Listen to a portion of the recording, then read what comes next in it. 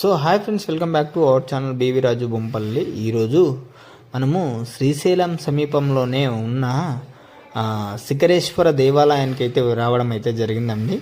మనకు శ్రీశైలం నుండి ఇక్కడికి మనకు 7 కిలోమీటర్స్ డిస్టెన్స్లోనే ఎంతో అద్భుతంగా అయితే ఉంటుందండి శిఖరేశ్వర ఆలయము.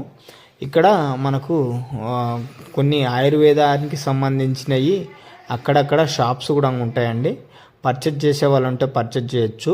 మనము ఇక్కడ శిఖరేశ్వర ఆలయం అంటే ఈ దేవాలయం దగ్గర మనకు కొండపైన చిన్న నంది ఉంటుందండి. నంది పైన మనకు చేయబెట్టి చూస్తే మనకు శ్రీశైలంలో ఉన్న గోపురాలన్నీ కనబడతాయండి. చాలా బాగుంటుంది. చూసిన తర్వాత మనము కిందికి అయితే వచ్చి ఇక్కడ కింద శివలింగం ఉంటుందండి.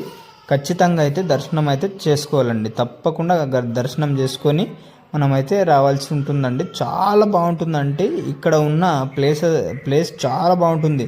ఈ ప్లేస్ అన్ని కొండల్లో ఈ కొండ హైట్ ఉంటుందండి.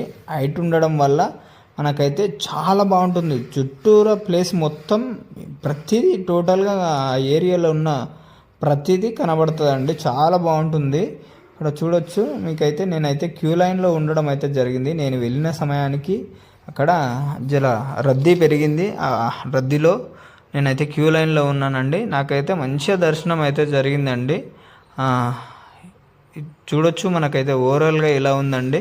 మీకైతే చుట్టూ ప్లేస్ అయితే చూపించడం అయితే జరుగుతుంది. చూడండి అండి, అన్ని కొండల్లో ఈ కొండనే పెద్దగా ఉండడానికి కారణం ఇక్కడ చూడొచ్చు. మీకైతే చూపిస్తున్నాను. ఇక్కడ వ్యూ టవర్ కూడా కట్టినండి. ఇది దీనిపైనకి ఎక్కి చూడాల్సింది ఉంటుంది, కాకపోతే బంద్ చేసినట్టుండ్రు. ఇక్కడ చూడొచ్చు. మనకైతే ప్లేసు ఎంత బాగుందో అసలు. ఇక్కడ నుంచి చూడండి ఎంతగానో భక్తులు ఉన్నారు. చాలామంది అయితే వస్తారండి. ఖచ్చితంగా ఆ ప్లేస్కి వెళ్తే మీరైతే విజిట్ చేయండి. మీకు మహానంది వెళ్ళే రహదారిలోనే ఉంటుందండి. చాలా బాగుంటుంది. ఒక 20 మినిట్స్ టైం ఇచ్చాననుకో మొత్తం చూసేసి వెళ్ళిపోతారండి. చాలా బాగుంటుంది ప్లేస్ అయితే. ఇక్కడ చూడొచ్చు. మీకైతే దేవాలయం మొత్తం చాలా ప్రశాంతంగా పీస్ఫుల్గా అయితే ఉంటుందండి. ఇక్కడ చూడొచ్చు. ఇక్కడ చూస్తున్న నందికి మీకైతే ఇక్కడ శిలాశాసనం అయితే ఉందండి. ఏదో శాసనం ఉంది. చూసి నేను వీడియో అయితే తీసుకోవడం అయితే జరిగిందండి. చాలా బాగుంది. ఇక్కడ మనకైతే ఒక కోనేరు ఉందండి. కోనేరు చూడొచ్చు. మీకైతే మేబీ బ్రహ్మోత్సవాల సమయంలో నింపుతుండొచ్చు.